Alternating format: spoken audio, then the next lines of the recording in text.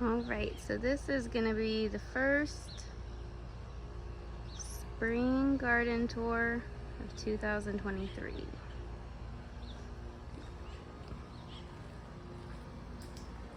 There's lots of improvements I want to make, and this is raw what it looks like. This is the corner I call the corner of death. Every plant I put in this corner dies. It gets the longest amount of sun, and here in Arizona where it's 110, 115 degrees in the summer, it's miserable. But so far I've managed to keep these alive, and I use this shade and hook it up right there to kind of shade it. I took it down for purposes of the video. But we've got some sunflowers, not looking so hot, but they bring in some pollinators. We have Roselle hibiscus there. I don't think it really loves the heat in this area, so I'm gonna move it to a different spot. We're gonna see some successes and some fails. This is my first full gardening season. I did, I'd say about 90% of this garden from seed, which I've never done before. So there's a lot of trial and error. We had the great idea to do corn, or try corn, and it looked great because I had about, I don't know, this whole area back here, I think there's maybe 12 or 16 corn, and it looked good. But when I see something starting to not look so good or fail, I'm quick to try and give up and pull it out and start fresh. So this is the only one that looks like it was doing anything. And then I realized this is drying out, and I don't think this one was really a success either. But I will try this again. I believe in July is another time to plant corn. This time I'm gonna do it over here in the shaded area. Oh, we got a friend. I'm gonna do it in the shaded area because corn does like the heat, but I just think right here is too much. So I think if I do it in this square here, we might be a little more successful. Right here we have some zucchini. You can kind of see one right there. Now I have 2 zucchini plants in the garden, and I have not gotten one successful zucchini. I would say this is probably the biggest one I've gotten, but what typically happens is it starts to rot. It gets blossom end rot, I believe is what it's called. Google told me to put some Tums at the base of the plant, which you can probably see right there, for when I water, because it could be a calcium deficiency. So I did that, and then I had this one grow. So we shall see. There's another one behind it. I don't know if you can see back there. We'll see if it's successful. I really think that one's gonna work. I have got a couple of squash off of this yellow squash plant, and you can see it's loaded with females, but this is what I'm talking about with the blossom end rot. I think that that's what it is. I did the same and put Tums at the base of this one, but there are plenty of female, and I'm hoping it keeps producing. We'll see. This whole area is not set up on a water system, so this is all me coming out to water, which again, when it's 100 degrees and higher, is not something I look forward to doing, but kind of comes with the territory. Now if I step back a little, you can see this raised bed here, this wood one here. It's 6 feet by 2 feet. This was the first garden bed I ever made. I decided to use some wood we had in the garage. I know they recommend a specific type of wood for gardening and whatnot, but that's just not the level I was at when I started. So I used what I had, and it's been holding up. I quickly filled up that bed and then made this second bed that looks just like it, and filled that one up as well, and I've expanded since then, but that was where my journey started. Like I said, I started majority of every plant in this garden from seed, and I'll point out the ones to you that I did not. But these tomato plants have taken off. This is a 6 or 7 foot brick wall, I believe. And you can see that it's beyond that. And I actually trimmed some off of the top yesterday because I feel bad that they're over my neighbor's wall. So the one right here, this very tall one, is a sun gold. And this is my first year growing this. I don't know if you can see, there are plenty of tomatoes still on it. But the amount of tomatoes that I've gotten off of this plant is crazy. Every single day I come inside with a bowl full. So that one has done amazing. This next one I have here is black strawberry. Again, I've never grown this one, but it's really cool. It kind of looks like this on the top, like a deep purple and green, and then it slowly starts to turn like a pinkish red. So I might harvest a couple of the ones that are pink and take them inside because we have a problem with the neighbor's tree here.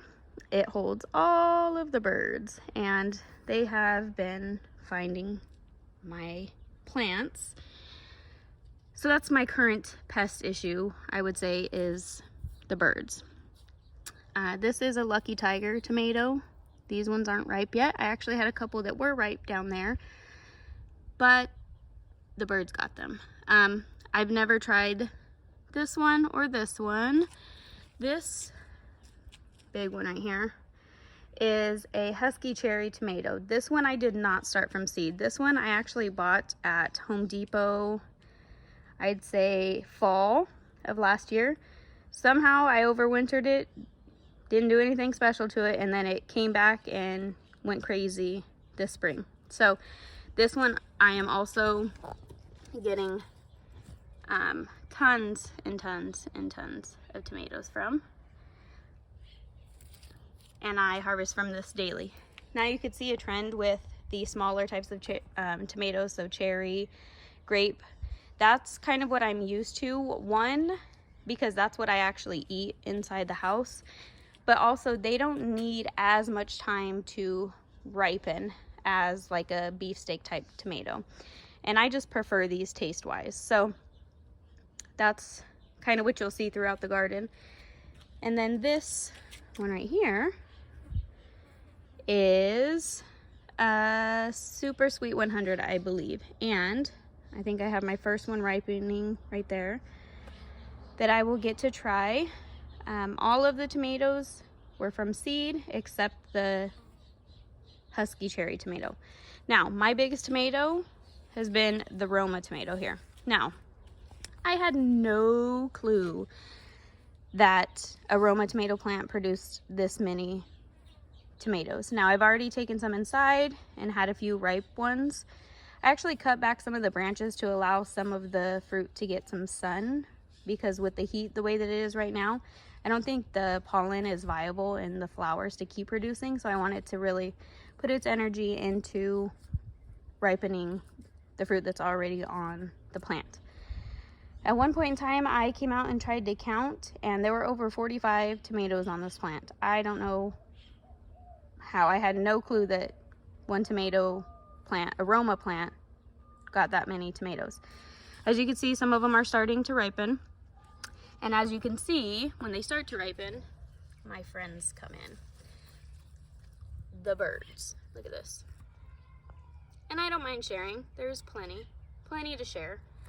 But I would like maybe to give them a designated area where they can destroy or enjoy the veggies, and not just take it from where they want. So we'll have to come up with a game plan for that. So those are the tomatoes. I have them on, they're just clipped onto a cattle panel fence. Now on the front of that I have peppers. So this one here is jalapenos. We've got quite a few in here. This is another jalapeno. Ooh, we got a spider web. This one did not come from seed. So this is a Carolina Reaper, I think it's called. Yeah, Carolina Reaper. This did not come from seed. I bought this at Home Depot. I don't really grow a bunch of extremely hot peppers because to me, I want to grow something that I can enjoy. And, you know, really hot peppers, you can enjoy maybe 1, 2, and a nice sliver in a meal, but you're not going to be able to enjoy as much as you would with like a jalapeno or a serrano. This is a serrano. But OJ thought it would be fun to grow something this hot. So that's what we're doing. And I think I saw the first flower right here. So we should be getting something to try there soon. Here is our serrano. This one is called a pequeño pepper. And I have never tried this. These came from seed as well. I don't know if you guys watch the Epic Gardening channel, but Jacques swears by these peppers and loves to make salsa out of them.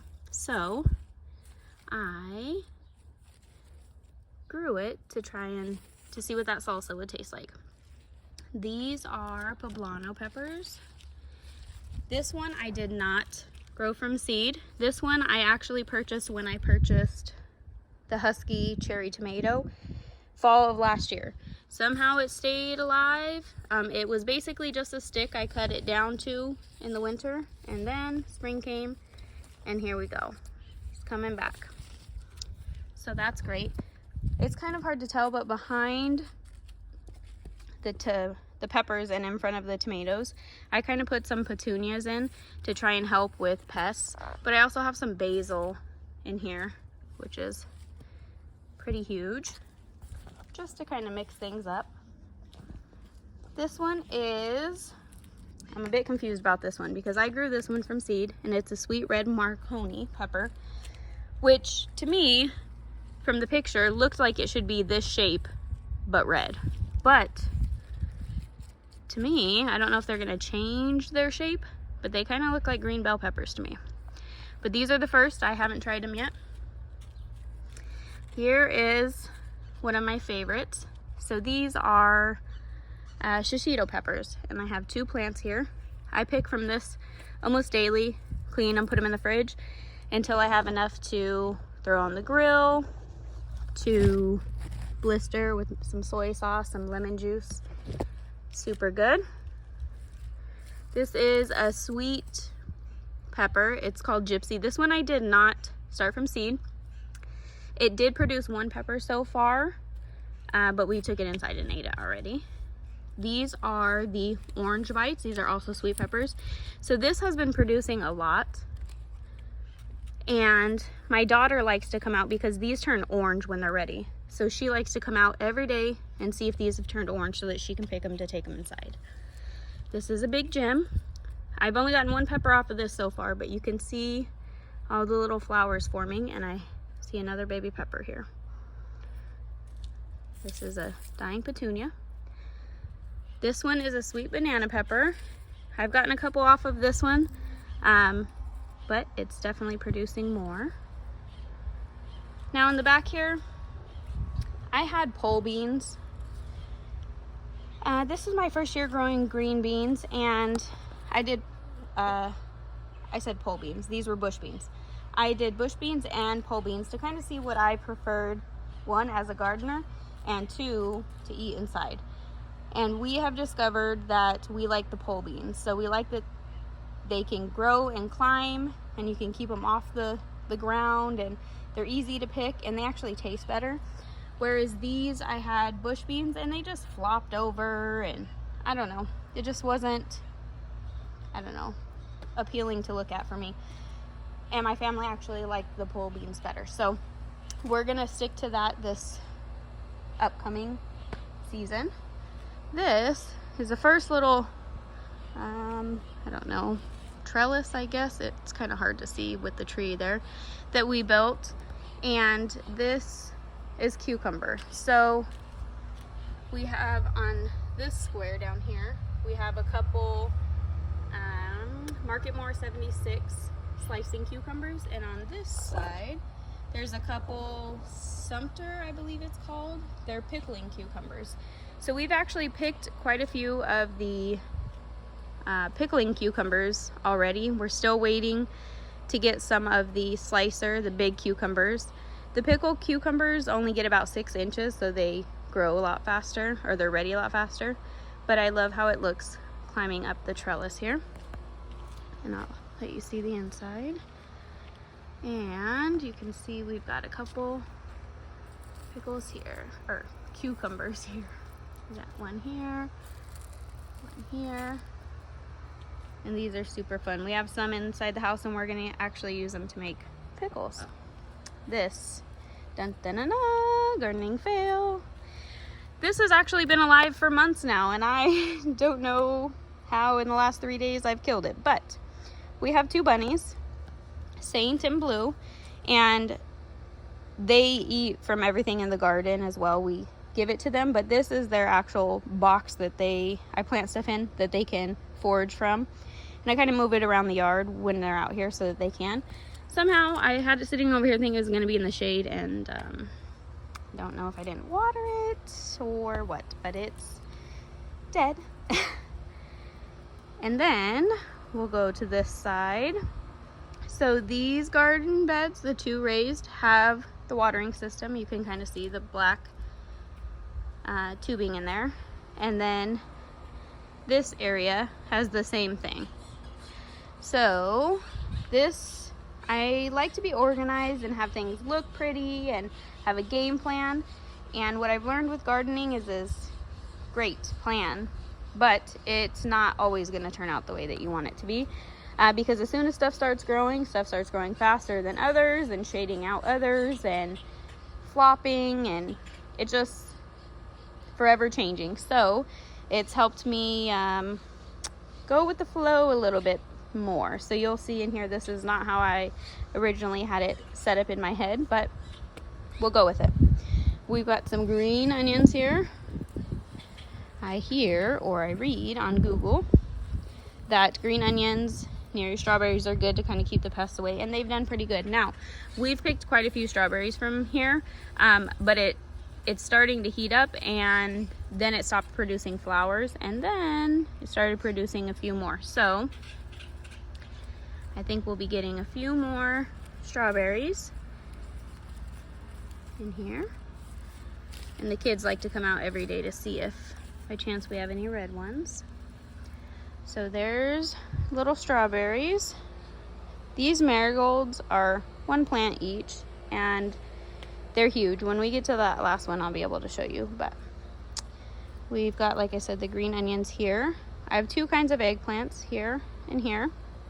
This one I grew from seed. This one I purchased from the store.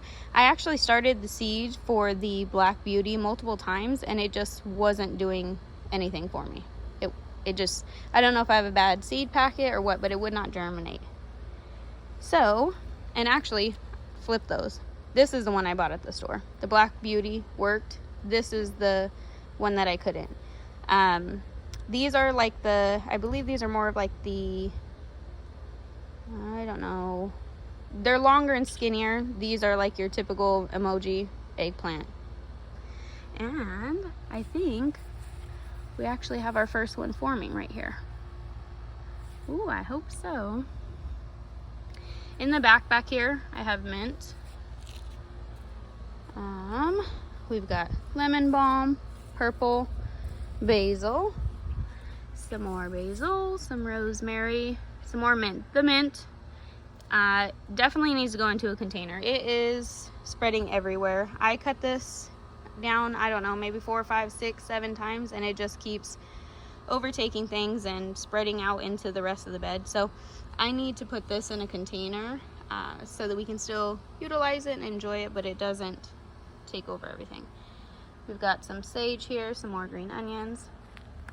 Again, here's one of those marigolds. It's huge, and the blooms are not stopping anytime soon. Back here, we have a patty pan squash. Now, I was completely shocked. I actually have a little one of these in the house. It's about this big. So they kind of look like a UFO, little white squash, about 2-3 inches wide. Never had one before, but I wanted to try it. And this plant, look at it, it does not look great. So I definitely didn't think I was going to be getting anything from this plant. To my surprise, when I came out to harvest the other morning, I just looked, and I never looked because, again, I don't even see any female flowers. But there was one, and I was completely shocked and excited. So I will let you guys know how that tastes when we try that. Down here we have 2 toothache plants. Now, this is another one that I saw, where did I see this? I actually saw this on a different YouTuber. She does like, not gardening, she does like vlogs and stuff, and she was on a trip in Vegas with her husband, and they have like a specialty drink. So this toothache plant has a numbing effect if you eat the flowers. So there's, I guess, a specialty drink in Vegas at a restaurant that you eat the flower or something like that and then take the drink, and it's supposed to be a whole experience. I just thought it'd be interesting and fun to try. Here's that second zucchini I was telling you guys about. This thing is huge, huge. But it has not given me anything. And today, I finally see a female.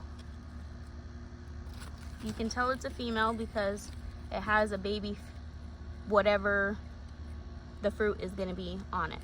Now, when this opens, this is going to be a male. There's nothing on it. So let's hope this guy gives me something, because he's sure taking up a lot of space to not provide anything. This is the marigold I was telling you about. Look at this. It is huge.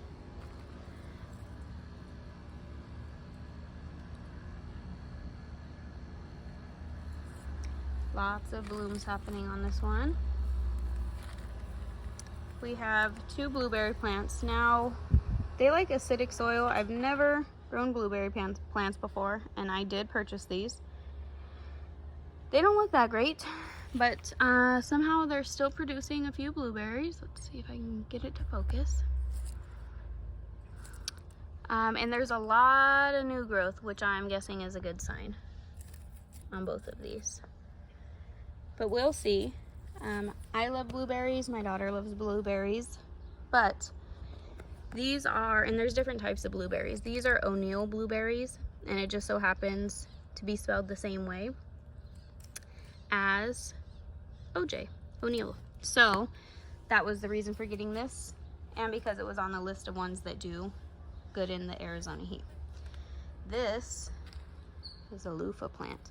Now, I'm gonna be vulnerable and show you my messy backyard as I'm showing you how long this loofah plant is, because, well, you're just gonna have to see it. Never grown loofah before, and just thought it would be a fun thing to grow. Now this is all coming from right here. So 2 little plants, and this is just gonna keep going all the way around. Hopefully it will go around the fence and we'll get some loofahs. Here's another raw part of the garden. This is where I've just been throwing everything I don't want to deal with. We have a rose bush here, which is looking kind of dry, but I did just water it, so it should perk up a bit. And now onto the cattle panel area. This is the newest addition to the garden. So we put in these beds. Now, like I said, these birds in this tree have been killing the garden. They've been messing with me. So on this one, I did put up some bird netting, and I don't like how it looks. I don't like how inconvenient it is to get in and touch the plants and all of that. But it's what I have to do to keep them alive right now. In here, and this is part of what they do. They come in here, and I thought I was being nice because we've seen the Oyas, I believe they're called, and they're not cheap. So I Googled a way to do it on my own, and I figured out how to do it. Since these 3 beds are not on irrigation. I just wanted to try and give myself a little backup in case I didn't get out here in time. So I covered the hole in the bottom, filled it with water, and covered it. That way the soil can soak out water as it needs if I don't get out here in time to water it. Now, I thought I was being nice because I was like, oh, I'll just put these things on top and I'll fill the tops with water for the birds so that they have water, and for the bees and whatnot. Well, the birds have taken advantage of my kindness, and they come in here and pull out the little labels I have, and then they'll munch on whatever they want, whichever plant they want. So they took out my gray zucchini, but I'm still left with, this is my second round of squash that I'm doing because the other ones will probably be done producing soon. So I want to kind of succession plant these to make sure that we always have something on hand. So we have the yellow squash here. This is the patty pan squash, which is the little white UFO looking ones. And then this is another green zucchini. The flowers right here at the end of these three beds, these are zinnias, and I purchased these from the store. These are pole beans. So these are all purple pole beans, which are the beans we've decided we like the best. So these will all grow up this trellis here, and as we walk under the tunnel trellis, we'll be able to pick those very easily. So here's the little tunnel thing. I'm not sure what I want to do in here. I like that we'll be able to walk, but I might put some sunflowers or something right here to kind of give something pretty to look at. Now in this middle bed, I'll come from this angle. Another raw moment here. These are some flower seeds I started that you can also see the birds took the tops off of some of my sunflowers. Whatever. All right, so this side of the bed here, we have melons. So cantaloupe, tiger melon, I can't think of what that one is, but I have the tag inside. I did it with the label maker. I just forgot to bring it out. And then watermelon. So these will all climb up this side of the trellis, hopefully. Down the center, I did garlic. Now, I know that this is not the right side to do the right temperature to be doing my garlic in, but I'm gonna try.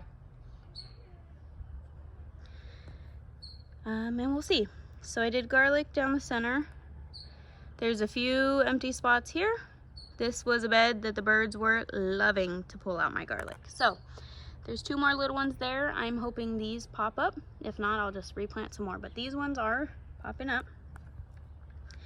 This side of the trellis, that's gonna start the second trellis. Let's see if I can show you.